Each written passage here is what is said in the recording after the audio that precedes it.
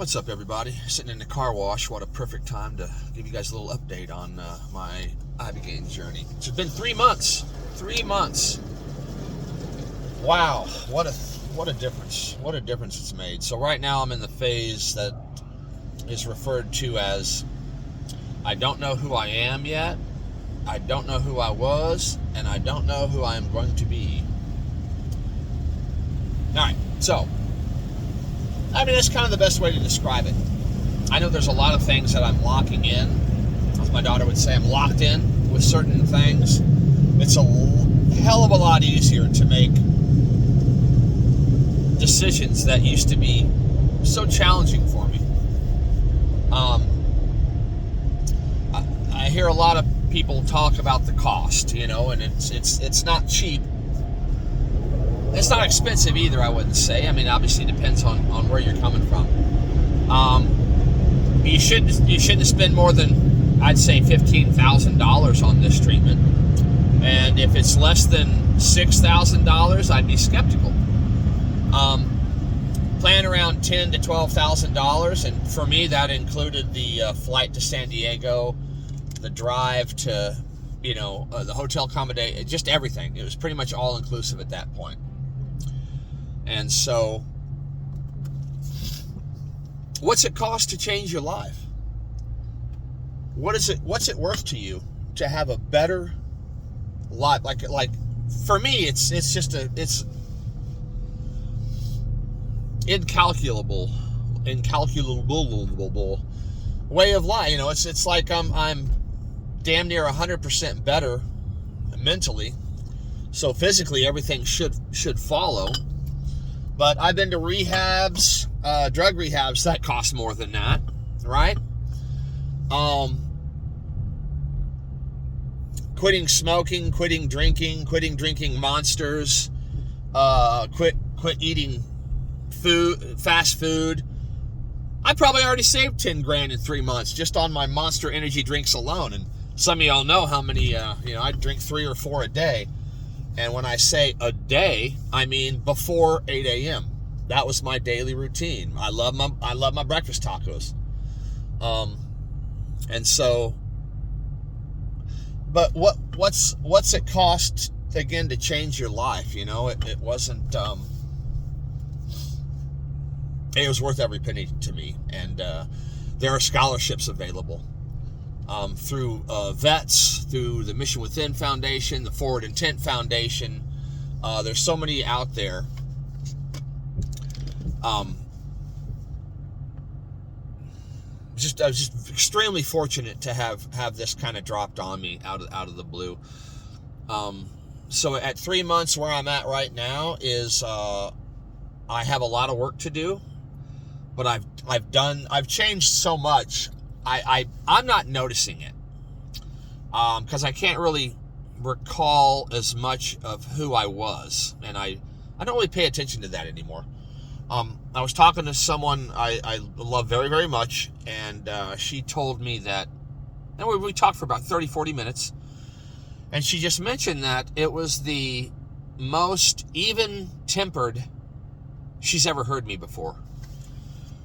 Take that for what you will. I don't know. People say that I'm calmer, I'm less burdened.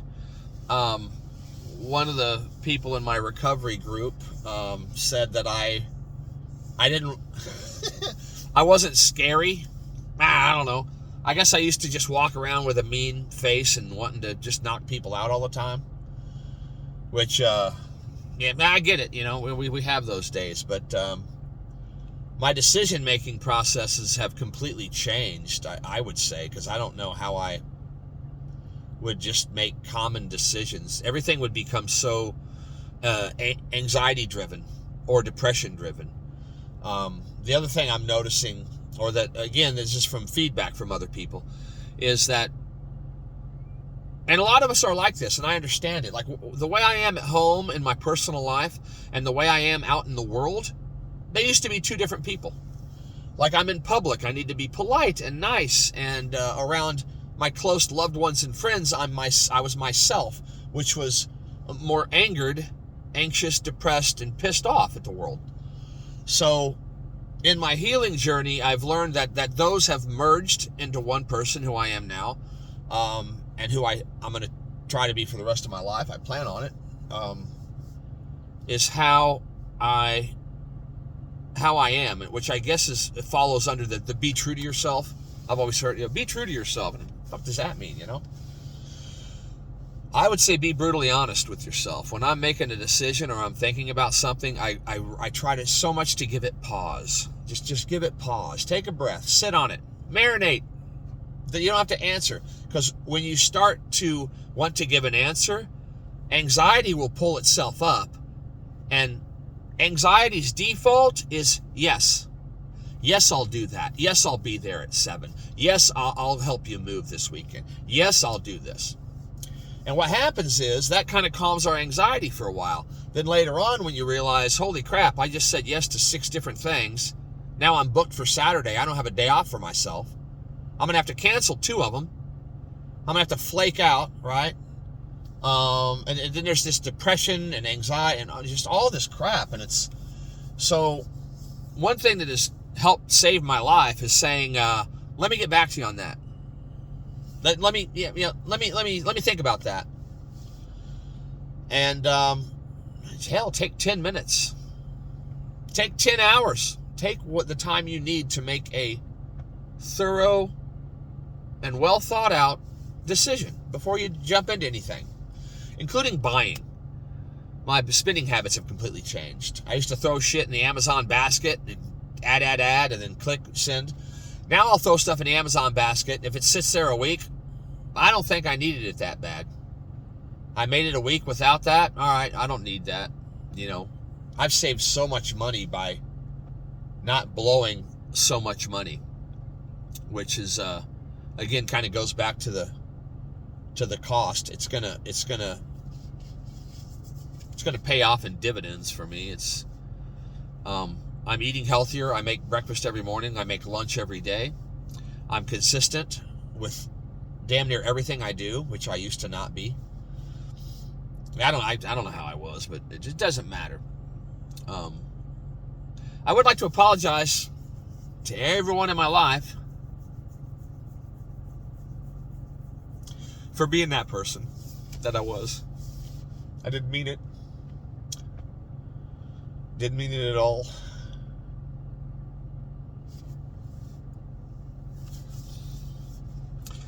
But what can we do to show people we love them and show the world we love them? Be better. We can be better. So every day I'm going to try to be better. Every single day. And it gets easier. God, it gets easier. Once you just get in the habit, it gets easier. Lanes just like open up. My and a lot of you know this too. Might have been caused by 4 energy drinks in the morning. My road rage was oh boy, I tell you what. I don't like people going the speed limit in the fast lane. I live in Houston. If you're not doing 80 on 45, get off the road. You know what I mean? So, with that being said, I'm more concerned about my driving and me getting to my destination as opposed to everyone else around me. I used to think that was selfish, and concentrate on what you're doing, not what everyone else is doing. But it turns out that that's not really selfish. That's being true to yourself. I slid that one in there, didn't I? Also, being true to yourself is being brutally honest with why you believe the things you believe. Why, was I raised to believe this? Was I indoctrinated to believe this? Was I taught in school to believe a certain way, or to take these things as facts and this is fiction, or to put these priorities above the others? Kind of what I'm figuring out now, or did I come to these conclusions on my own? Did someone break my heart and now I don't trust anyone? Yeah, that happened. So yeah, I'm trying to lower my expectations, which is a major fault of mine. I expect people to be who they say they are. And for years, I guess I was walking around not being who I truly was. I was being myself to myself, and then whoever I met, or some of you only know a version of me that I allowed you to see. So I guess that would be fabricated, you know. I'm really sorry about that. Can't go back in time and change it, but I guarantee if you meet me now, talk to me now, I mean, you're going to see a lot of the same crap. A lot of my humor has changed a lot. I guess someone said I'm more professional. I don't do as many dick and fart jokes, although I love the good dick and fart joke, you know. Racial humor. I've always been tried to be a fun, funny guy, but again, that might have been a persona that I was putting out there for the world. I don't know. But one thing is clear. I can also see people for who they really are, which can be concerning to me. But it's such a great mechanism because you can cut through bullshit real fast. Which, you know, I would say I had to cut through my own bullshit real fast. That was the first 3 weeks. Holy shit, what a journey. And I'm at 3 months, and this is supposed to be the time where I need the most support, which I am getting from the Ibogaine support groups that I'm in, and the Ibogaine personal counseling that I'm involved in. I've become obviously a huge advocate for this medicine and its healing properties and what it's done to me. And I really don't expect people to believe what they hear about it, because it's, you know, if it sounds too good to be true, it probably is. And my experience is my experience. It's not what everybody else's experiences are, right? My DMT MEO5 experience was far different than what I've heard other people go through. And some of the people I was fortunate enough to do this program with, what they went through. So, what a wonderful experience life is. And I think before this medicine, I wasn't truly experiencing life. It was a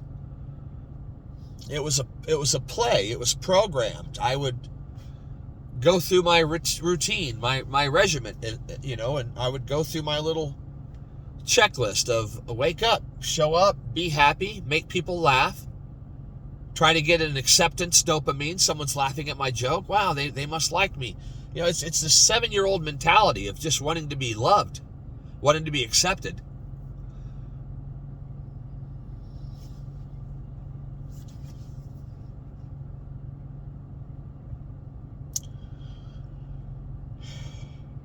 You got to accept yourself. I was unable to accept myself. I thought I wasn't worthy. I thought I wasn't, whatever it was. I had to challenge these beliefs. And boy, were these beliefs challenged. Where did I come up with that idea? Because we moved around a lot, and I had to make brand new friends every school I went to, or otherwise I get picked on. I get picked on because I had glasses. Got picked on until I hit puberty. Shot up to 6'2". People stopped picking on me. Started hanging around, the right people instead of just hanging around the people that laughed at my jokes. Met a lot of beautiful people on this planet. A lot of beautiful relationships that I've had. A lot of horrible ones. Met a lot of horrible people. It's what you carry with you, right? I can carry those horrible experiences for the rest of my life until I die. And what good would that do?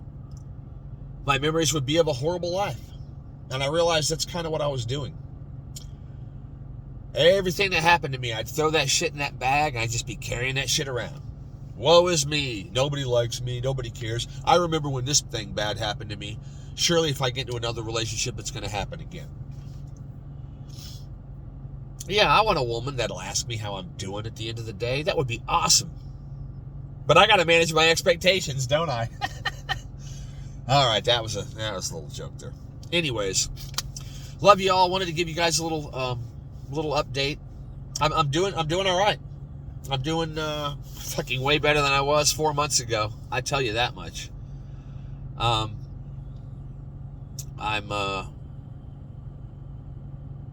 doing good.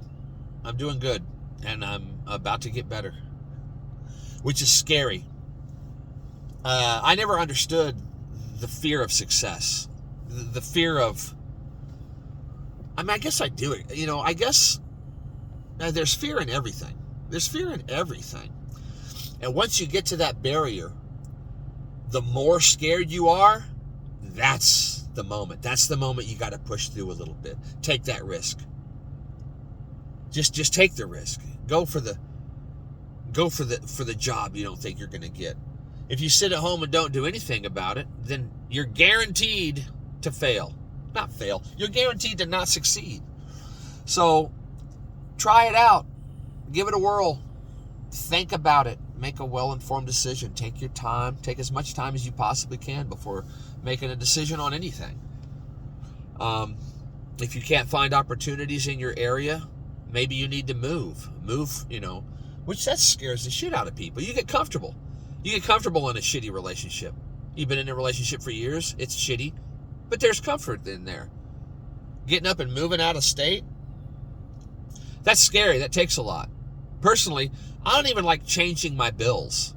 Like when I move, I got to change my credit card bills and change them. I don't like doing that.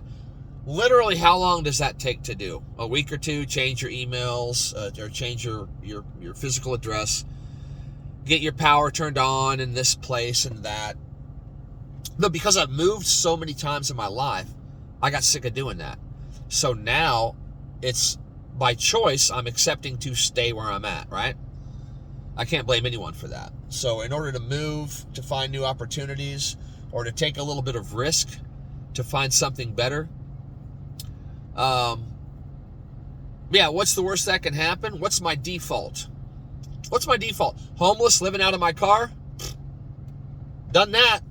Been there, done that. So if that happened today, today I became homeless tomorrow and I'm living out of my car, I would succeed like a motherfucker at that, because I did it when I was, drinking $40 to $60 worth of alcohol a day. I calculate that out. That'd pay for your Ibogaine trip right there. Anyways, I'm going to blather again. I'm just in a really good mood. It's a beautiful Sunday. I'm about to hit up some H-E-B groceries and get me some good food going on. And I'm going to be thinking about y'all.